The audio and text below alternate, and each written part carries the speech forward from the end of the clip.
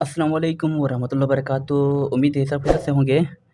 आज इस लेक्चर में इंशाल्लाह मैंने तकरीबन ला है 10 या 9 एमसीक्यूज़ और वो भी रिलेटेड है वेक्टर एंड इक्विलिब्रियम चैप्टर से। फर्स्ट ईयर का जो फिजिक्स का बुक है इसका chapter number second vector and equilibrium के स्पेशल इंपॉर्टेंट 9-10 एमसीक्यूज़ मैंने लाया है आपके लिए स्पेशल कि आपका प्रिपरेशन अच्छी तरह हो जाए। तो चलो स्टार्ट करते हैं सबसे पहले एमसीक्यूज़ को कि पहला एमसीक्यूज़ क्या कहता है और इसका आंसर क्या है। तो सबसे पहले एमसीक्यूज़ ये है the magnitude of vector A. Magnitude of vector A आपने फाइंड करना है और ए वेक्टर गिवन है 2i + 1j + 2k cap is. तो आपके पास एक वेक्टर गिवन है तो इसका आपने मैग्नीट्यूड फाइंड करना है। तो मैग्नीट्यूड का फार्मूला ये है कि ए वेक्टर का magnitude is equal to square root first vector का स्क्वायर कंपोनेंट का 2 का स्क्वायर प्लस जे कोफिशिएंट का स्क्वायर यानी 1 का स्क्वायर प्लस के कोफिशिएंट का स्क्वायर 2 का स्क्वायर। तो ए का मैग्नीट्यूड इज इक्वल टू, तो अगर 2 का स्क्वायर लीजिए तो फिर आपके पास 4 आता है, 1 का लीजिए 1 और 2 के स्क्वायर से +4 तो आपके पास बराबर होगा ये 4 + 1 + 4 इससे आता है 9 और 9 स्क्वायर रूट से हमारे पास 3 आता है। इसका मतलब ये है कि आपके पास एक वेक्टर गिवन है तो इस वेक्टर का मैग्नीट्यूड आपने इस फार्मूले से फाइंड करना है।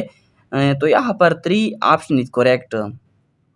3 वाला ऑप्शन पर क्लिक करें। तो ये बहुत इंपॉर्टेंट एमसीक्यूज था। इसके बाद एक और एमसीक्यूज मौजूद है सेकंड। कभी कभार आपको इस तरह एमसीक्यूज भी दी जा सकते हैं।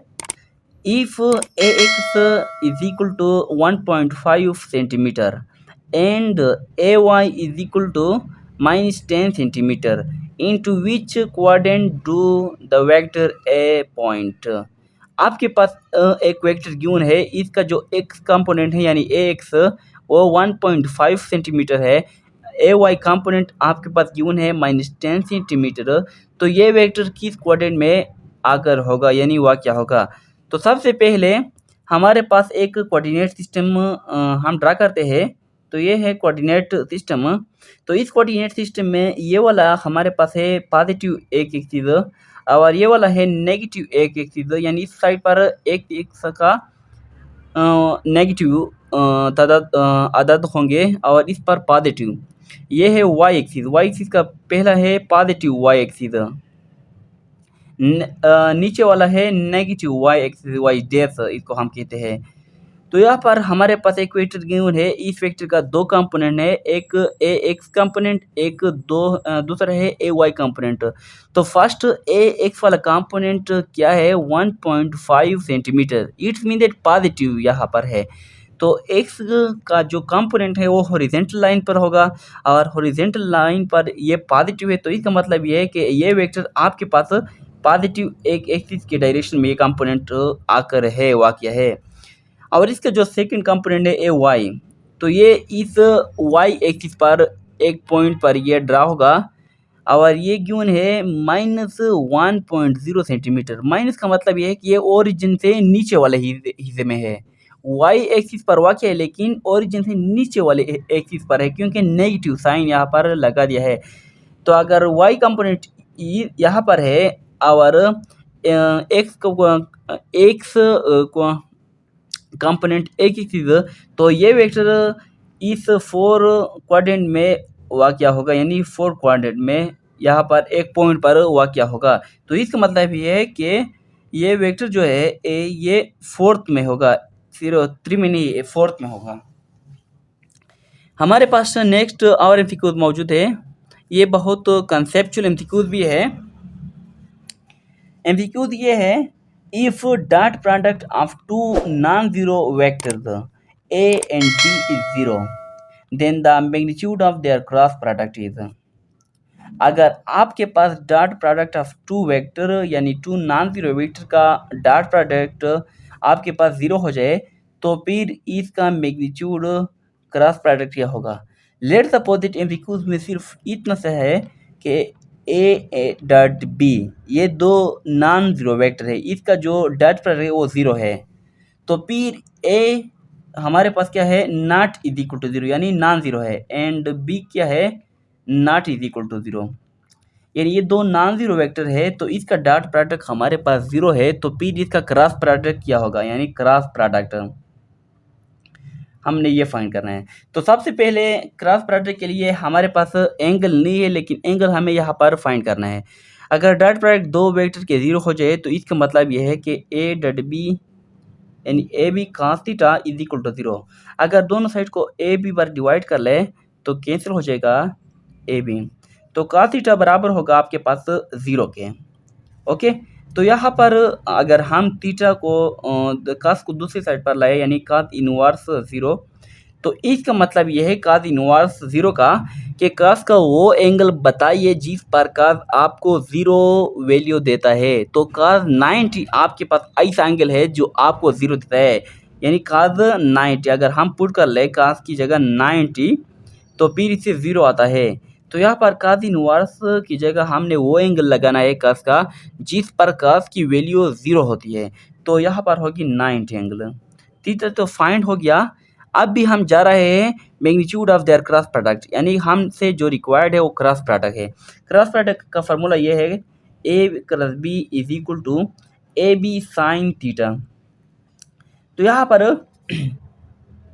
ए बी साइन थीटा और ए बी साइन थीटा अगर हम ज़ीरो के बराबर कर दें,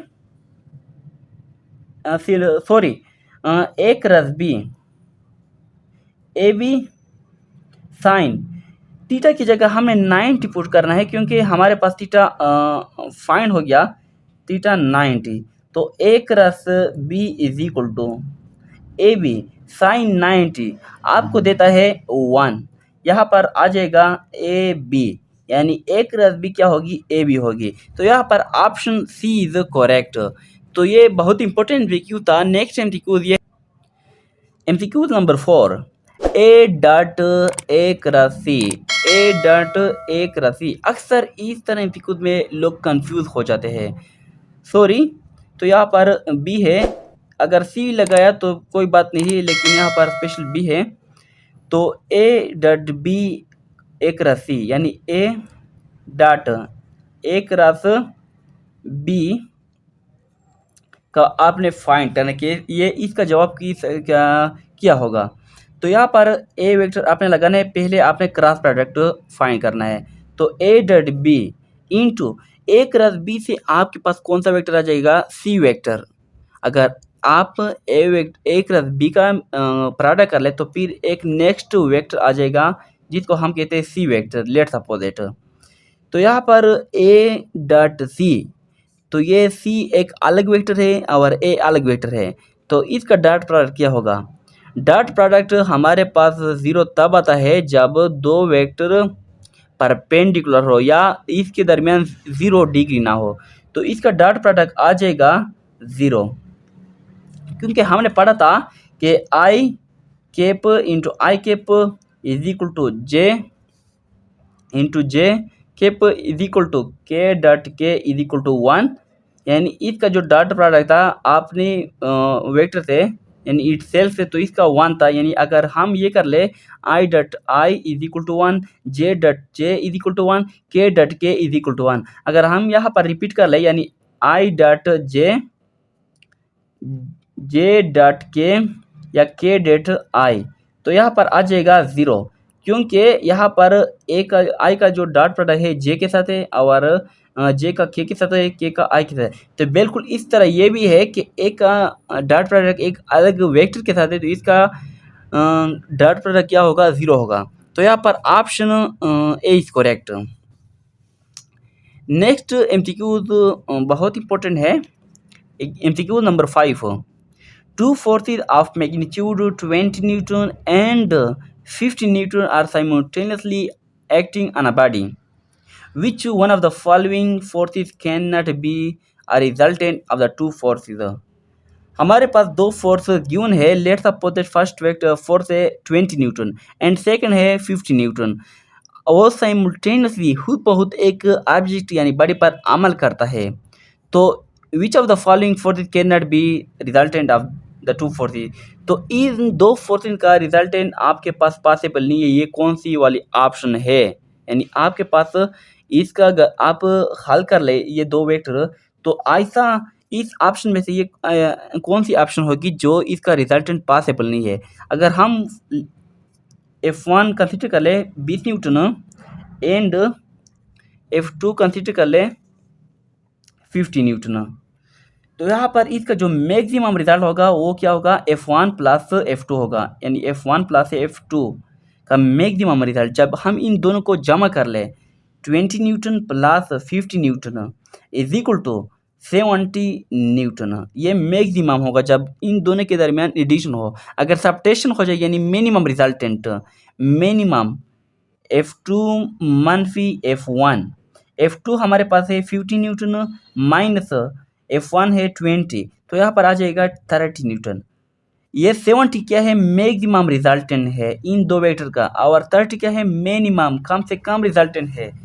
तो इन ऑप्शन में से कौन सी ऑप्शन है जो रिजल्टेंट पॉसिबल नहीं है। 20 अगर हम 30 को देख ले तो 30 70 और 30 में आ जाता है, ये वाली करेक्ट है।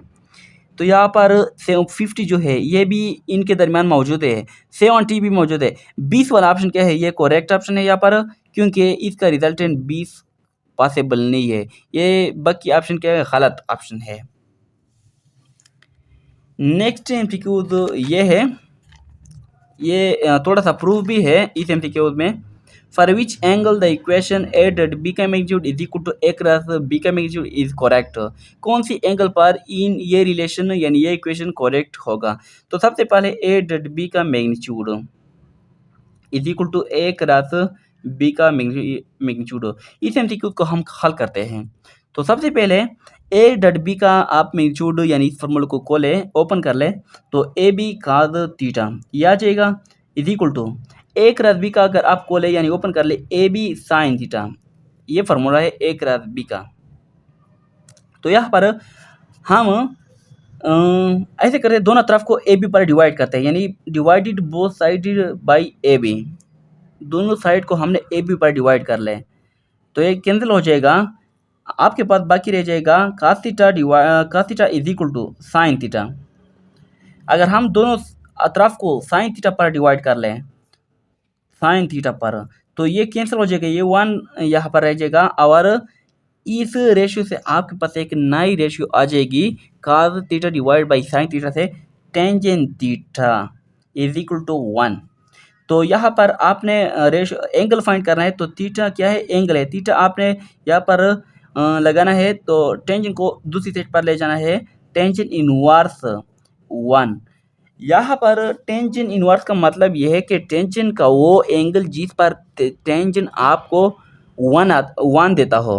तो अगर हम टेंजेंट 45 कैलकुलेटर से हल करें, सॉल्व करें, तो फिर टेंजेंट 45 का हमारे पास आ जाता है 1। तो यहाँ पर थीटा क्या होगा, 45 डिग्री होगा। तो ऑप्शन बी इज करेक्ट। ये था हमारे एमसीक्यू कुछ इंपॉर्टेंट। इंशाल्लाह नेक्स्ट लेक्चर में हम दूसरा जो हमारे पास चैप्टर